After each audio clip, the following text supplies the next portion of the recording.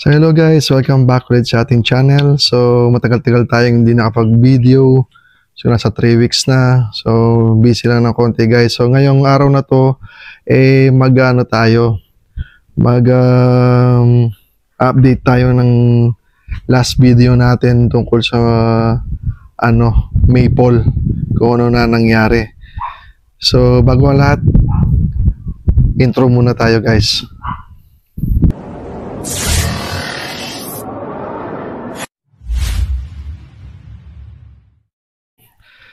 So guys, 3 linggo na nga nakalipas nung nag-repat tayo ng Maple. So ano nga ba nangyari doon sa Maple na yon guys? So eto na siya, nilagay natin sa malaking pot. So papakita ko sa inyo. So ayan na siya guys. So yung inilaki niya mula nung nirepat natin siya, siguro almost 5 inches. Eto yung linaki niya guys. Ayan. So nung bagong tubo yung mga dahon nito, pulang-pula. Ang ganda guys. So pagka bagong shoots siya, ang nangyayari, lahat ng tutubo dito na dahon pula. Pagkatapos pag magmamature, magiging green, parang greenish brown. So yan ang red maple natin. So ngayon, first time natin siyang abonohan guys. So 1620 gagamitin natin dito. So yun concentrated sa nitrogen and phosphorus. So yung phosphorus guys, ito yung sa root development ng mga puno. Tapos yung nitrogen, alam natin yon sa growth sa foliage ng puno. So ba't ganun yung ginamit natin? Ba't hindi triple 14? So yung triple 14 balance siya guys, pang maintenance lang yung ginagamit ko. Pampakain lang kumbaga. Pero yung 1620 medyo matapang yun. So gusto natin na ma-develop yung roots nito. Itong red maple na to. So papakita ko sa inyo paano sinasangkap yun. So may nakasangkap na tayo guys, pero gawin natin, papakita ko lang kung gaano karami ang ratio ko sa pag sangkap nung 1620. So hindi natin sinasabi na ito yung right way, pero kasi matagal ko nang ginagawa to, so hindi naman ako nagkakaproblema sa burn, at saka maganda naman ang resulta sa aking mga halaman. So guys, yung 1620, kung sa mga baguhan na hindi pa nakakita nito kung ano yung itsura, kulay, ito yung kulay niya, kulay puti guys. May mas maputi pa rito. So tandaan nyo, 1620 concentrated sa nitrogen and phosphorus. Yan. So yung pansukat natin dito guys, ito, ganito lang. So dalawang ganito sa ganito kalaking lalagyanan. Ito by the way, 4 na balde guys, sa 16 liters ang laman nito. So linalagay ko dalawang ganito lang sa 1620 kasi medyo matapang nga to. So mas mainam na mas less yung may lagay natin kaysa sa mapasobra. Pag napasobra to guys, sigurado masusunugan tayo ng ugat, pwedeng ikamatay ng ating puno. So pag triple 14, 3 nito guys ang linalagay ko sa 4 na balde. So yung medyo hindi siya matapang, pero may resulta guys. So hindi tayo masusunugan ng ugat, mamamatayan ng puno. So siyempre ang paggamit nito in moderation ulit. Siyempre yung pag-apply ko nito is every 10 days guys. So ayun, sa experience ko lang na mas mainam sa every 10 days ang paglalagay ng papakain ng fertilizer sa mga potted trees natin. So yun. So ngayon guys, papakita ko sa inyo paano ko pina-fertilizer yung ina-applyan ng fertilizer. So ito nga pala, overnight guys na tinunaw ko sa ganito kalaking lalagyanan. 4 na balde ang laman nito, 16 liters. So, within 24 hours, tunaw na to guys. Ayan, lumubog yung ating pandilig. Ayan, kunin na lang natin. Yun.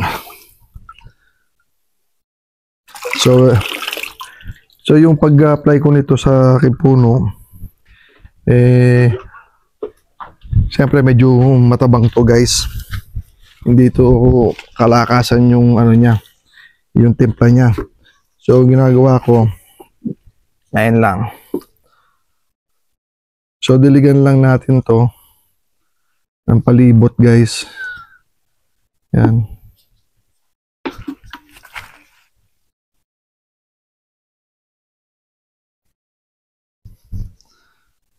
Yan. So linalagay ko mga 3 ganito guys sa ganito kalaking container.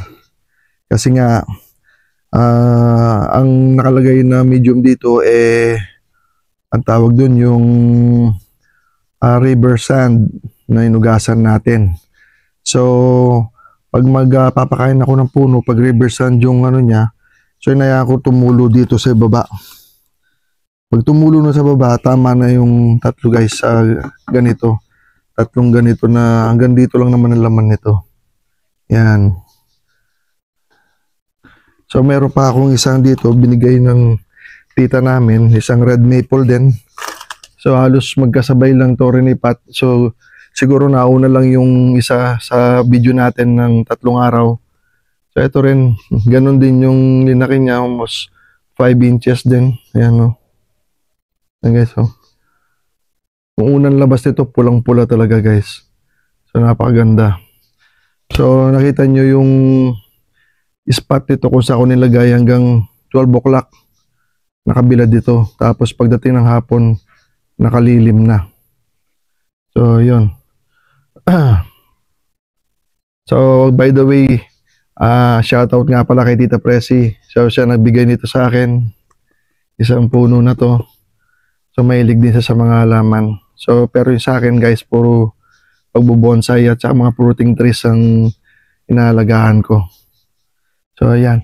So guys, may papakita pa akong isa na prem na. Ito yung siguro mga 6 months ago na video na natin siya sa shorts.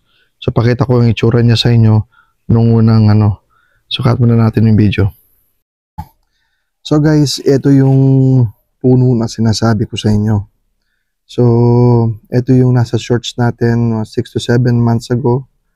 So, ngayon, lumaki na yung mga ginraft natin. Ito yung grafted na, prem na microphylla. Ginraft ko sa prem na odorata. So, ito ay isang prem na odorata. So, bago natin workshop to, linisan muna natin. So, ang pinag-brush ko lang to guys ay, liquid soap. Yan. So, kasi yung lumot, malakas kumapit sa balat nito guys, lalo pag ngayon tag-ulan. Yan. So, sa loob lang ng 6 to 7 months, yung maliit na ganito kalaki na ginwrap ko, ganito na ngayon guys. So, kita nyo gaano kalakas lumaki to. Yan. Yan, ayos na. Banawan lang natin.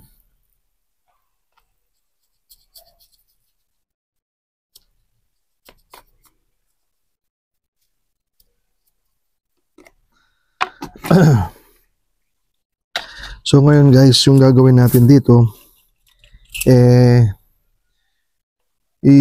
ano natin yung tapering ng trunk. So, nakita nyo dire-diretso, pare-parehas yung laki nito. So, ikakat natin siya dito guys. Yan. So, patubuhin natin itong tumutubo dito. Tapos, pag may tumubo rito, yun yung magiging second branch. So, ito yung first branch. So, putulin mo natin dito para magkaroon siya ng taper. Okay. Huwag natin sagad guys. Yan.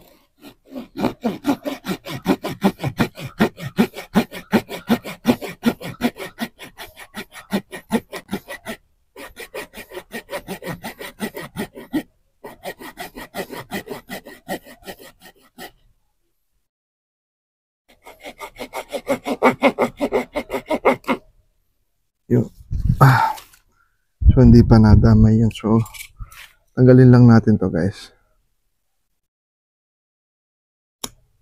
Yan.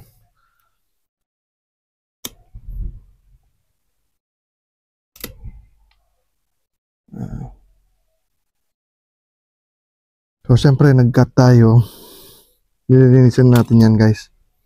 Kasi pag hindi mo linisan yan, magsisimula yan ng ano, ng pagkabulok ng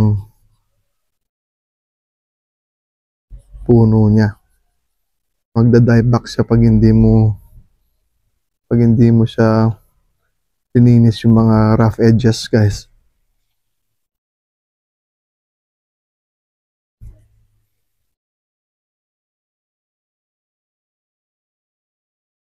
Yan.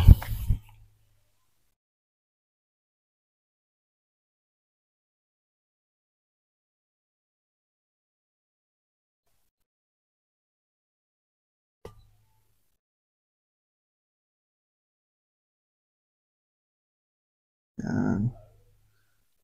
Nakita nyo, hindi naman katigasan yung ano na to guys, yung pinaka wood niya. Malambot lang din siya. So, meron tayong nakaabang na node doon. So, pag lumaki yun, gaganon natin dito. Pag may tumubo rito guys, dito naman. So, magiging second branch. So, ayun. Ano, syempre, hindi makukumpleto kung hindi natin nalagyan ng cut paste. So, itong cut paste na to guys,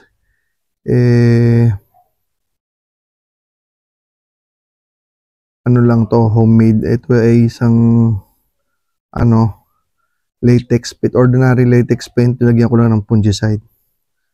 So, napaka-effective nito guys. Nasa inyo kung gusto nyo lagyan ng insecticide, pero ako hindi ko nalalagyan nun. Nakita nyo, hindi siya kinakapitan ng lumot. Kasi nga, linagyan ko siya ng fungicide. So, matagal ko nang ginagamit to. So, nasa 1 taon na rin. So, hindi pa rin nauubos hanggang ngayon. So, kasi napakamahal nung cut paste na mabibili sa mga online. So, kita ko naman. So, may mga nakita tayong mga masters dyan sa Asia na mga karatig bansa natin na gumagamit ng latex paint. Tapos, lagyan lang nila ng fungicide or insecticide. So, ako hindi ko nalalagyan ng insecticide guys. Pero pwede rin. So, ngayon, mag-ano tayo ng tapering ng sanga ito. Lagyan natin to. Kasi ito, ilalagay natin dito sa banda rito. So, tanggalin mo natin to guys. Huwag natin sisirain yung node sa baba. Yan.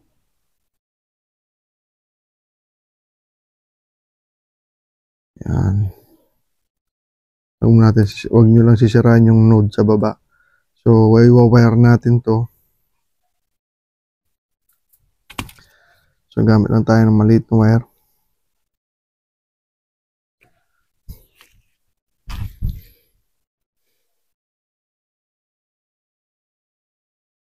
Ibang na natin dito kasi itong isa.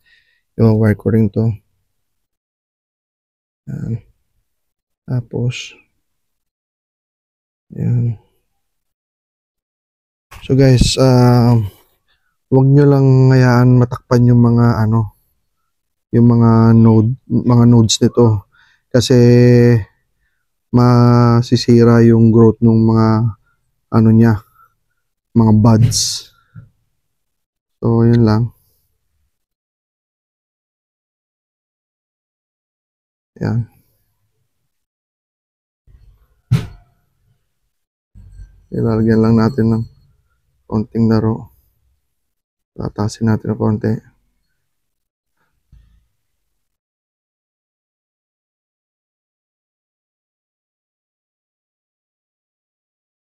So itong mga ganitong materials guys, mabibilis lumaki. So pwede nating i-apply dito yung cut and grow lang na method. Basta pinoporma lang natin yung mga sanga nito sa gusto nating forma. Yan. Yan guys. Tapos yan.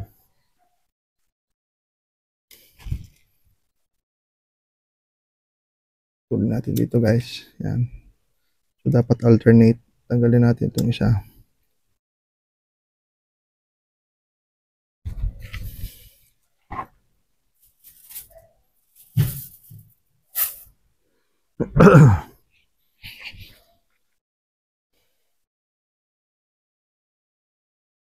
Hindi naman natin tanggalin muna yung mga maliliit guys. Kasi huwag nyo lang sisirain yung basal node nito. Para just in case sa future, magagamit pa natin.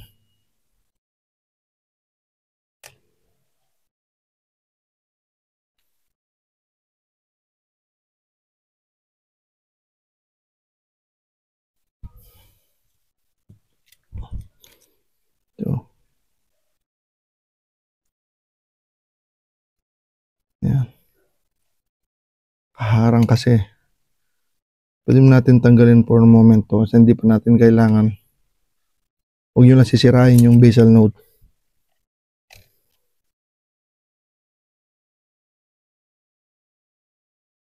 Yan.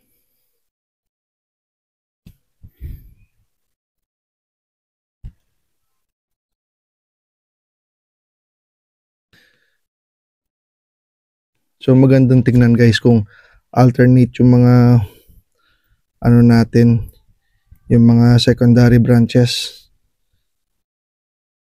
kesa dun sa magkabilaan yung ano niya.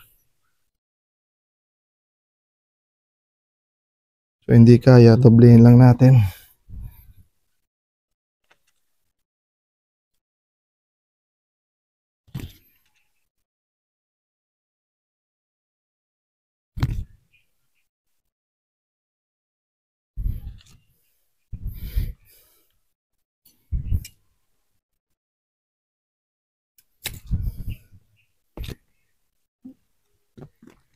So pag maliliit yung mga sanga, hindi ko siya hinihigpitan guys. Kasi mabilis lang naman tong ano, lumaki. So yan.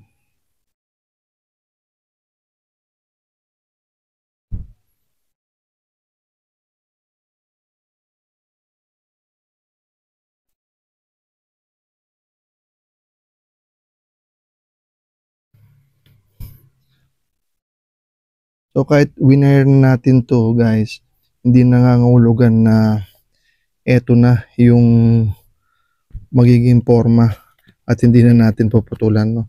Pagdating ng araw, puputulan pa rin natin to guys. Kasi yung tapering na tinatawag, kailangan tapered yung mga sanga. Ibig sabihin ng tapered guys, from malaki, tapos pag lumalayo yung sanga, paliit ng paliit. So kaya natin ipinuprune yung mga sanga nito. Meron tayo ditong adjust, ito. Yung mga natin na siya malapit. Yung mga singit-singit. Yun. Dali tayong pintura.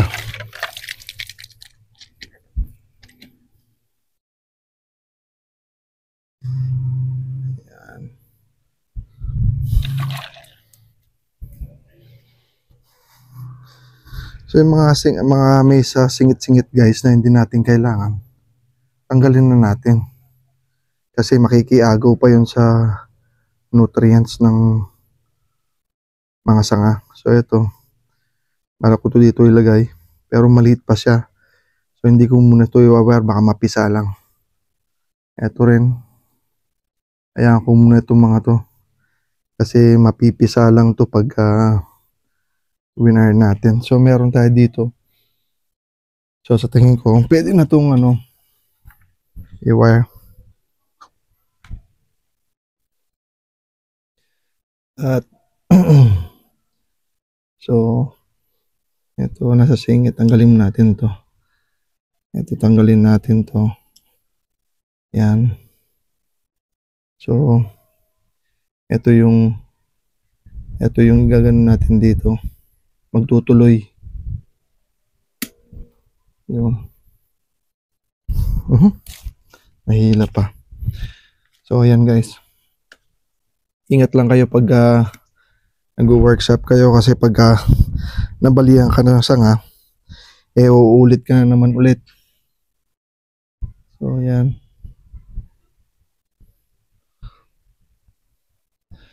So magandang tignan pag alternate talaga yung mga sanga guys.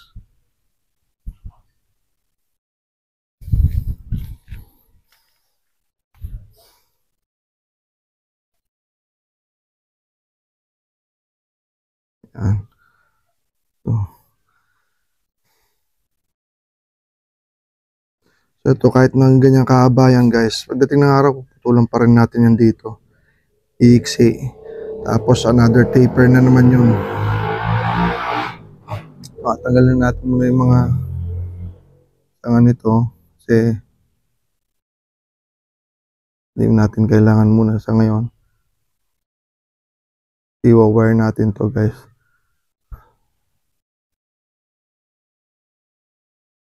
Yan.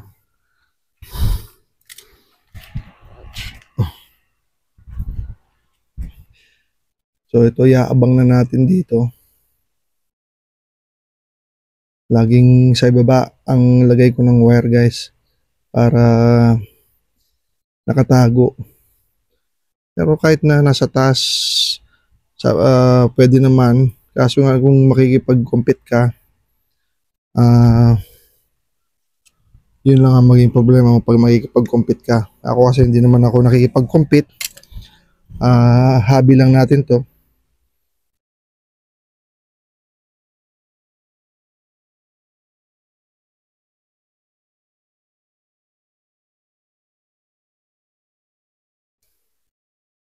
Yan.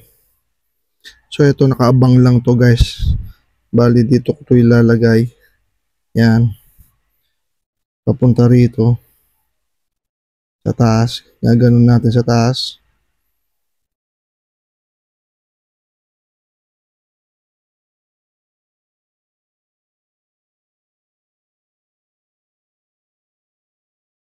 Yun. So yan guys. So yung papakita ko sa inyo yung picture kung ano pinag-umpisahan nito. So ito ipapasok ko sa screen, makikita nyo.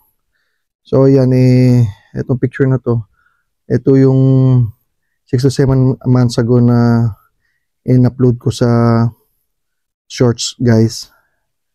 So ngayon ito na siya, nasa level na siya kung saan nag-iiba na talaga yung itsura. So ayan, sa pagdating ng araw to, ayan, natin putulin dito, another taper na naman yun. Tapos ito doon, dito isa. So yun guys, basta yung paglalagay nyo sa alternate, so mas magandang tignan. So may nakita rin ako sa internet na kahit na hindi alternate, pero sa tingin ko mas maganda kung alternate guys. Pagka mga sa ganitong pahiga, mas maganda yung spread ng mga ano niya, foliage na pag nag-create ka ng paddings nito.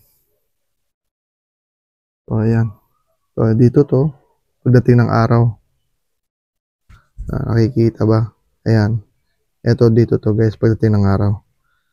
So for the meantime, so ganito na muna ito. So guys, nakarating na naman tayo sa dulo ng ating channel. So kung napaligaw kayo sa aking channel, sana po ay mag-subscribe kayo.